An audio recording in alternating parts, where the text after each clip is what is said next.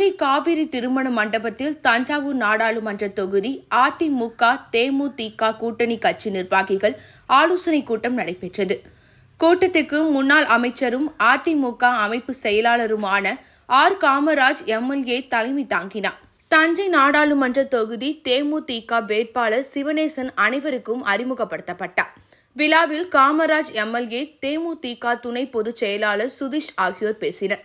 கூட்டத்தில் அதிமுக துறை செந்தில், காந்தி, சிவா ராஜமாணிக்கம், கொள்கை பரப்பு துணை செயலாளர் துரை திருஞானம், விவசாய பிரிவு இணை செயலாளர் ராஜமாணிக்கம், துணை செயலாளர் சிங் ஜெகதீசன், மாவட்ட செயலாளர்கள் மா. சேகர், சி.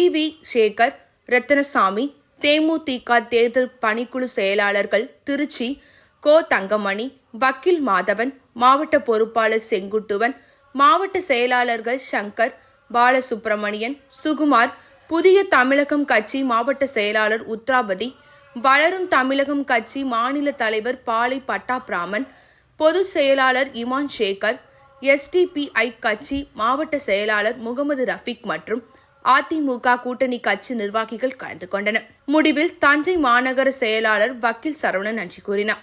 முன்னதாக புதுக்கோட்டை சாலையில் அதிமுக தேமுதிக கூட்டணி சார்பில் நாடாளுமன்ற தொகுதி தேர்தல் அலுவலகத்தை ஆர். காமராஜ் எம்எல்ஏ, தேமுதிக துணை பொதுச் செயலாளர் சுதீஷ் ஆகியோர் திறந்து வைத்து அங்கு வைக்கப்பட்டு இருந்த பெரியார், அண்ணா, MGR, ஜெயலலிதா, விஜயகாந்த் உருவப் படங்களுக்கு சுதீஷ் மற்றும் கூட்டணி கட்சி நிர்வாகிகள் மலர்தூவி அஞ்சலி செலுத்தினர்.